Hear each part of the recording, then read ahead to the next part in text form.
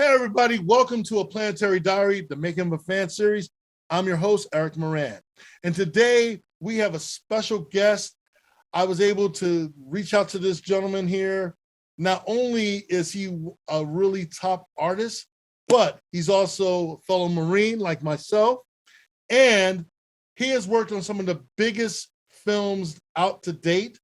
Not only that, but he's worked on the first season of The Orville. Ladies and gentlemen, I give you the visual effects artist himself, Yoshi Vu. How's it going, Yoshi? It's going outstanding. Thank you for having me. No, thank you. Thank you, man. And Semper Fi, Semper Fi. Yeah, do or die. All right. So I'm going to get right into the interview, Yoshi. What inspired you to get into this profession that you're in? To be honest, it's probably my good friend David. He was, slightly ahead of me in terms of artistic ability in high school. I mean, we had differing strengths, but in my opinion, he was better. And which is funny because he's telling me now that in high school he thought I was better, but I guess that's why we became friends. He started out right away going to art school, and when he graduated art school, I think he worked on Knights of the Old Republic 2. That was like his first game ever. And when I saw that, I'm like, what? All right, let's go. He can do it, I can do it. And it was one of those things where I never really thought about it until, and it has to do with joining the Marine Corps, actually. I always talked about it, like, I want to join one day. I want to join. And I think I was maybe 20. And my sister, who was in the car with me one day, says, you're full of talk. You've been saying that for 2 years and you haven't done nothing. And I was like, yeah, you're right. And at that moment, I literally pulled into the recruiting station and walked in and said, can I sign something right now? And they're like, really? I'm like, because if I don't, I'm not going to do it. So I just need to do it. And that was it. And so I just tried to apply that to everything else. And, it was seeing a multitude of things. It's never one thing, as you know, it's like my friend David inspired me. And he's also the guy that introduced me to the angry video game nerd. And I see, James Wolfe, this guy making videos in, what appears to be his basement, and he's just having a blast with it. And it's great. And I'm like, you know what? Why am I working in a warehouse right now? This is ridiculous. So, I set out to finish school, and one thing led to another, and the rest is history, as they say. So I just try to apply that to across the board, because once I hit those first two goals, I'm like, okay, join the Marines. That wasn't hard. Like, it was just going inside, and I found out that just like anything else, like going to the gym, getting up and doing it is the hard part. Right. Once you get started, you're good.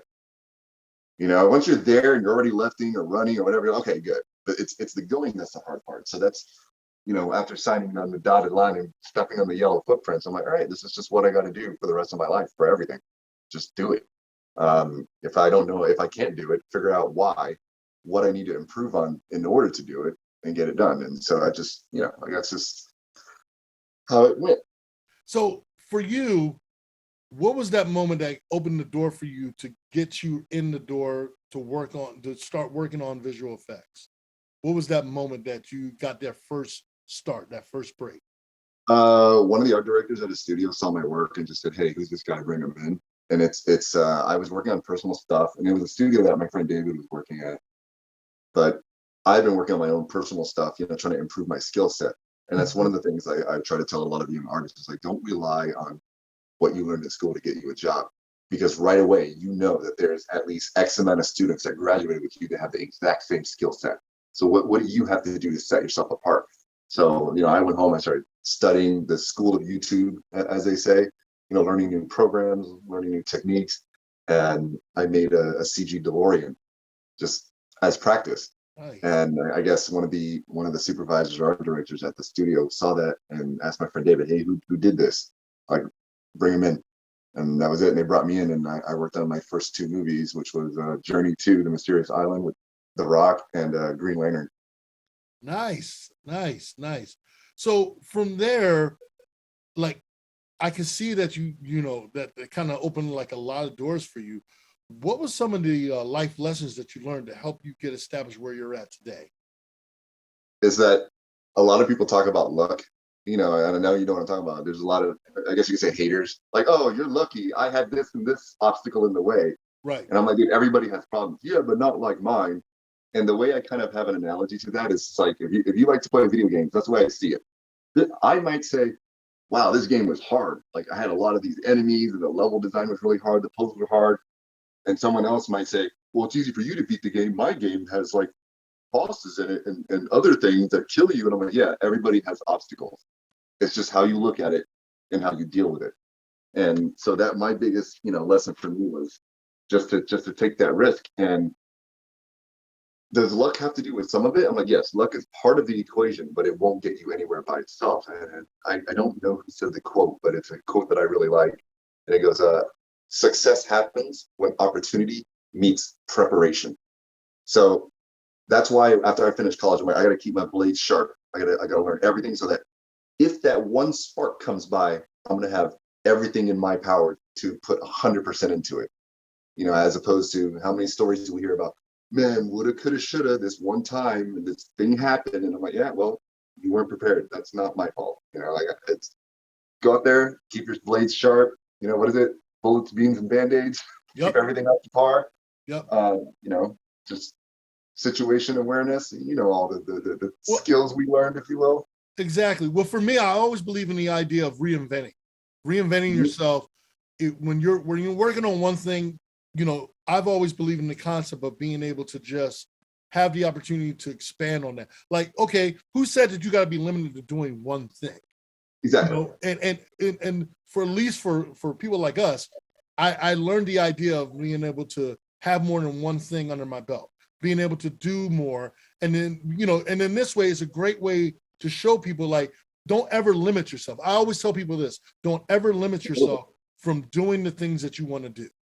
If you want to go out here and be a writer, be a writer. If you want to be an artist, be an artist. If you want to be a stunt person, be a stunt person. And looking at the body of work that you've done incredibly a lot of things in the realm of entertainment, from stunt work to acting, producing, not just visual effects.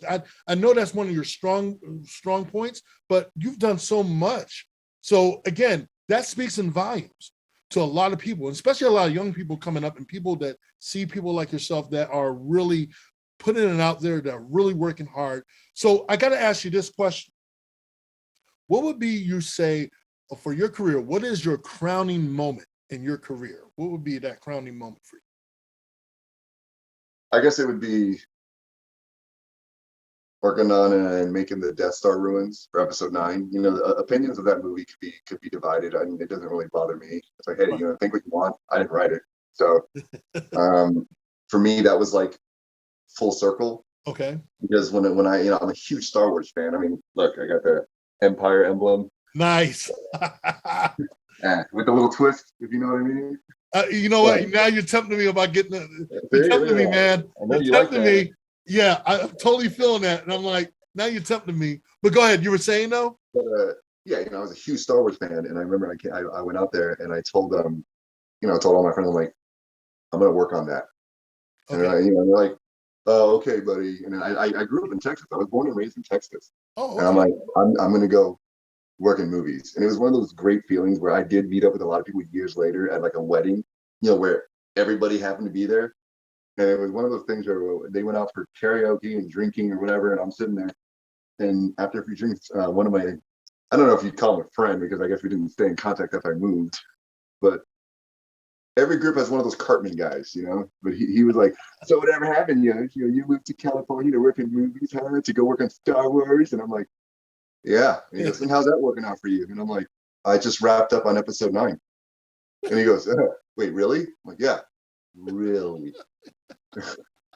And I'm like, so how's your car shop that you were going to open? How's that working out for you? Yep. And they get silent. I mean, I love that when people are like asking you those kind of questions and you're looking at them like, well, I'm doing everything I wanted to do. I'm achieving the goals and then some. I've had people say this to me thousands of times. The people that know me, they know that, oh, he's always talked about wanting to do this. He's always talked about, and he's pursued everything that he said he was going to turn around and do. He's done. And again, that goes back to how we were trained as not only as Marines, but it's in a mindset. You have to also have that kind of mindset too. Yeah, adapt and overcome. Exactly. But also you have to have that disciplined mindset to know that this is something that it's not easy. It's work. You got to put in the work. You got to put in the work.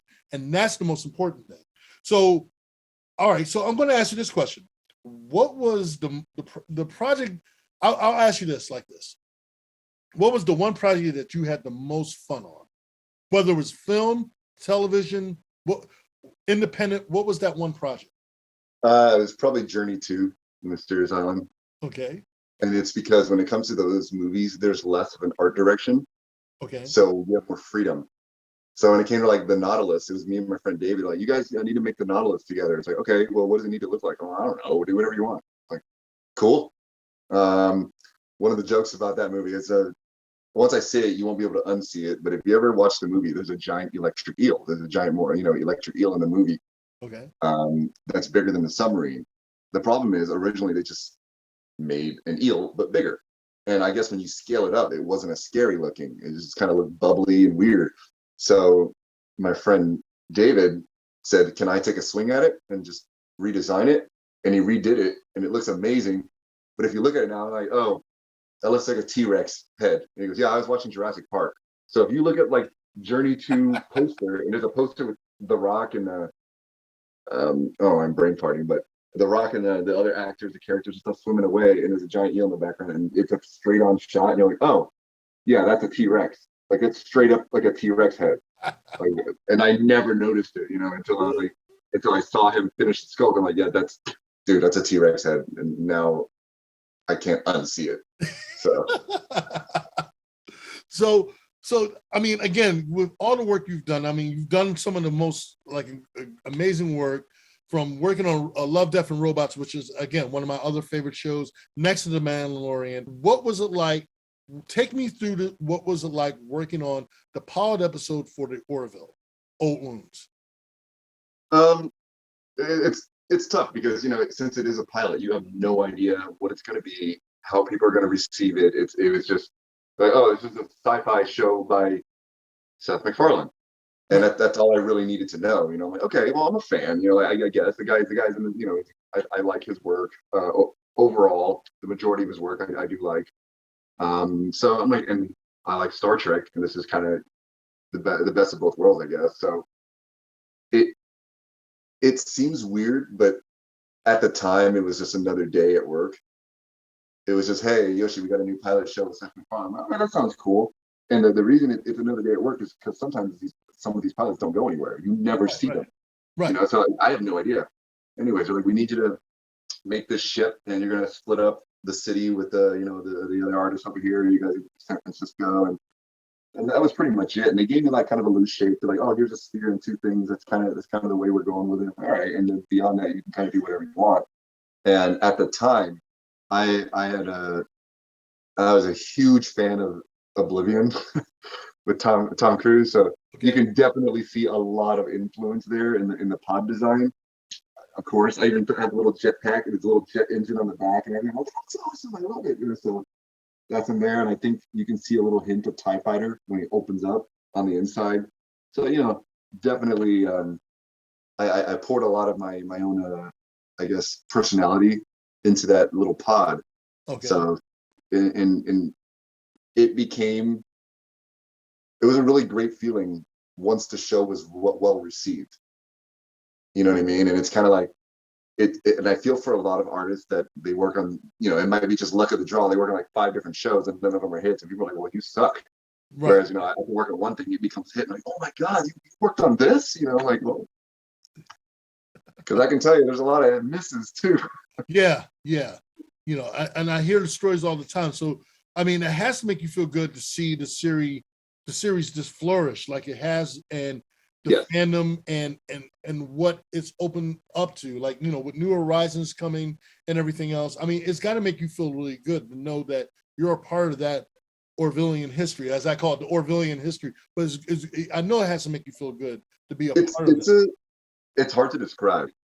The reason I work on a lot of the properties that I do or that I pursue is because I'm a fan. I want to work on it.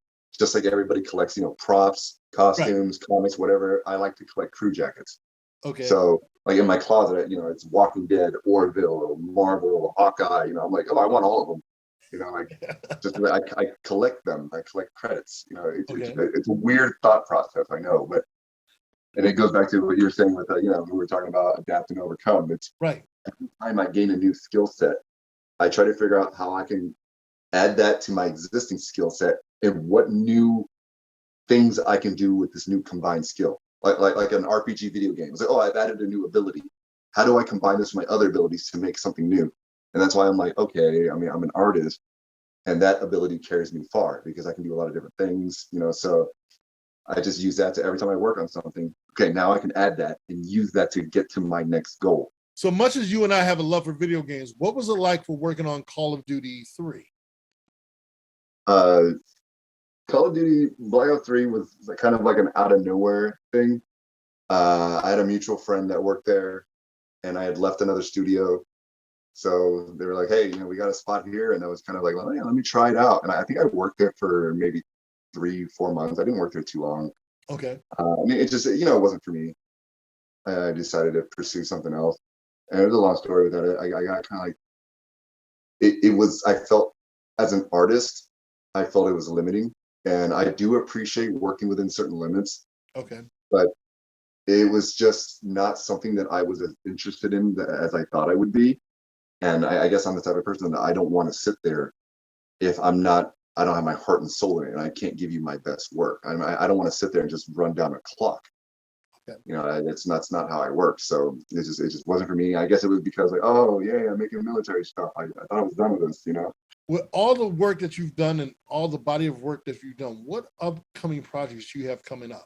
That you can talk about. I don't know what I'm allowed to talk about, so I'm going to leave one certain project off the table. Okay. It's a very, very popular series. I know it's blowing up right now, so I'm just going to leave that off the side.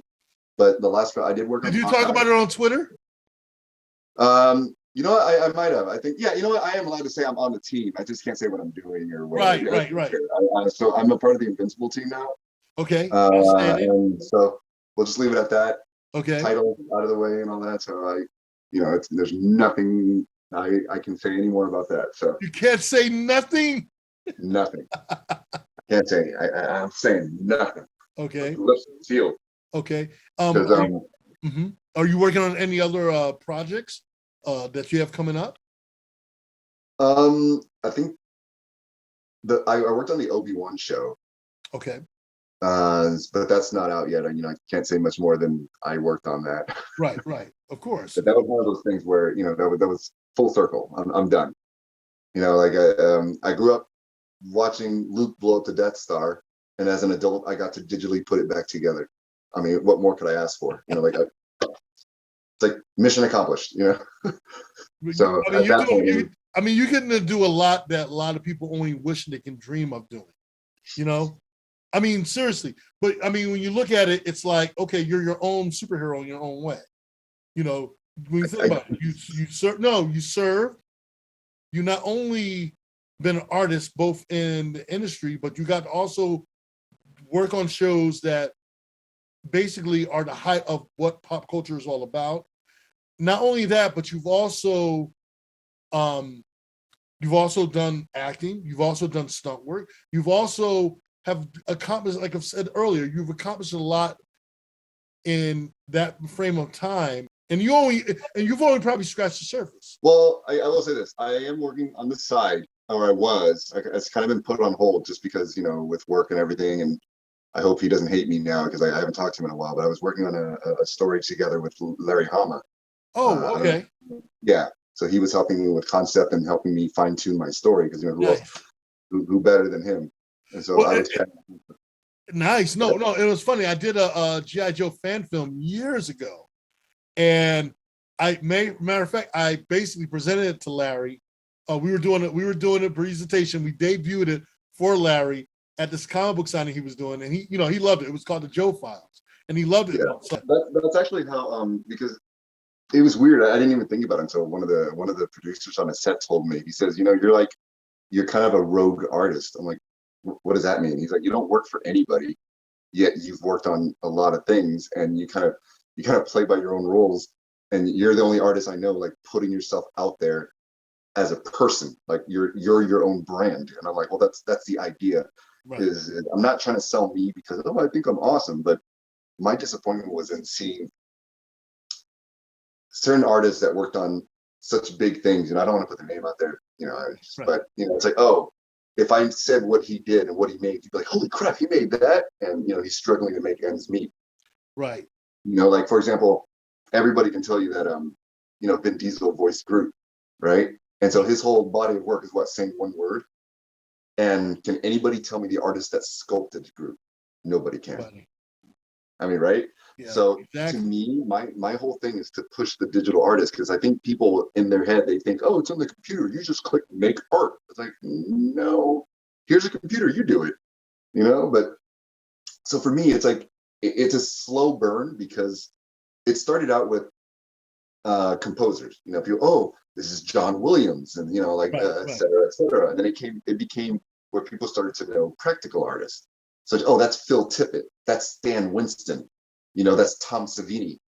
And so my whole push now is like, I want to push the digital artist, because I have friends that I feel like are super talented and should be way better off and more well known than they are. And a lot of people talk about like, oh, well, this studio did this movie and it looked amazing, but in the sequel, that same character didn't look as good. Why? I'm like, it's the same studio. I'm like, well, you never thought about it, that maybe the artist left, went somewhere else. And they can have, like, it's like chefs. You can have his recipe, doesn't mean you can recreate the dish.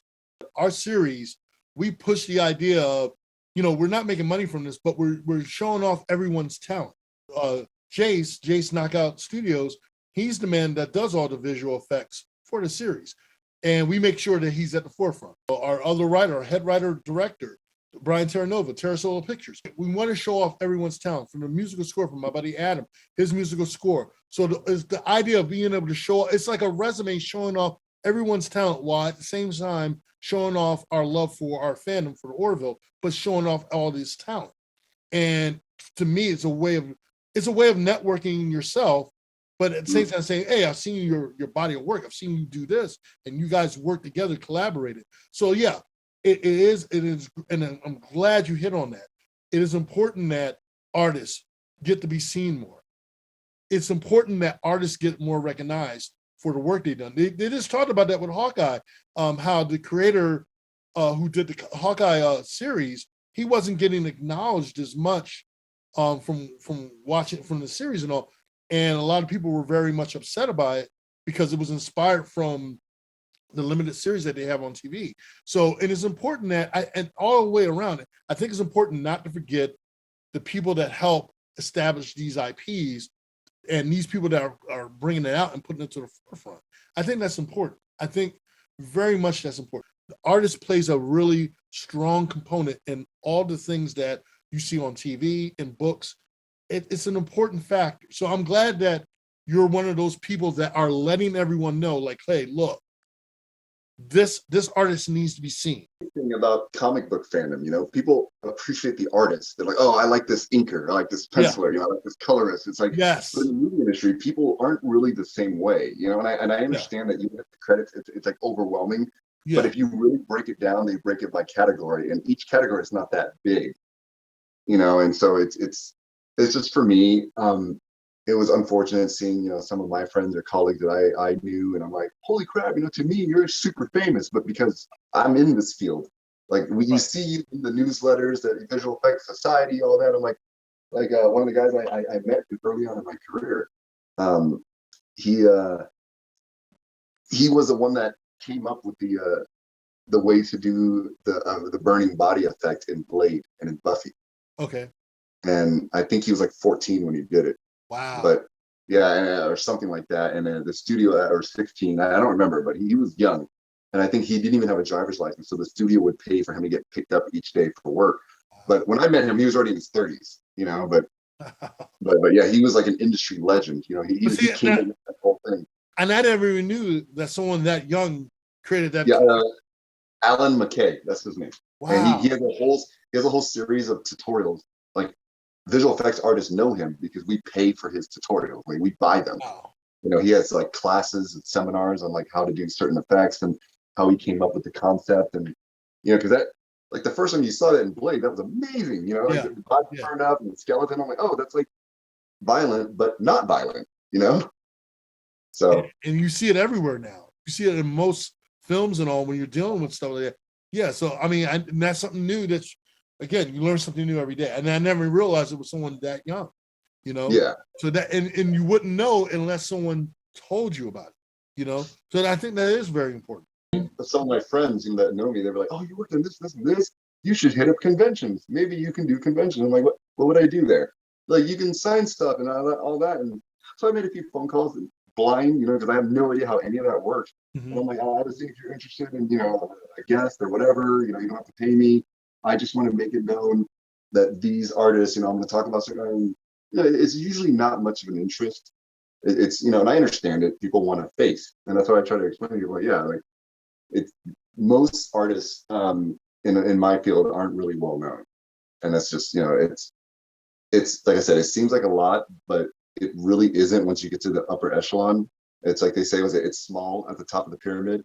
The higher the climb, the less there are. So I mean, I never thought about it until I've been doing this over 10 years now, and I'm like meeting the same people over and over, no matter which studio I go to. It's like, "Oh, hey, what's up, dude? It's fancy seeing you here." And sometimes I'll refer them, or sometimes they'll refer me, and it's because we trust each other's work. We know what we're capable of, and the only outside factor to that I saw that was kind of strange was the acting side. That's kind of, I don't know what it is, but not everybody, of course, but sometimes the lesser known the actor, like the bigger the ego, and I just didn't understand that.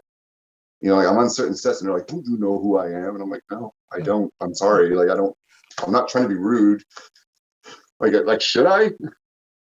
And you're not Bruce Willis. I'll tell you that." Yeah, and that's the thing. The one thing I've learned is that, I mean, because and it's funny that you say that. With artists getting recognized. I have a friend of mine who's a prominent stunt person. He does a lot of stunt work, and they're also talking about that in the stunt woman community. Like, stunt actors are not getting the proper due. They're starting to now. They're doing a more of a push now.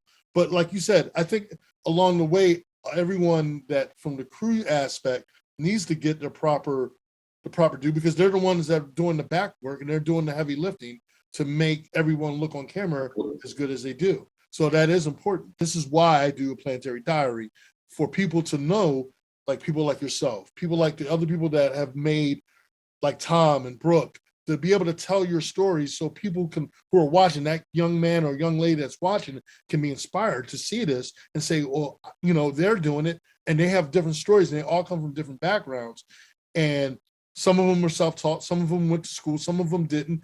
And it's great to hear these stories, and it's inspiring at the same time. So that's important. I think that's important to get the message out and to get that across.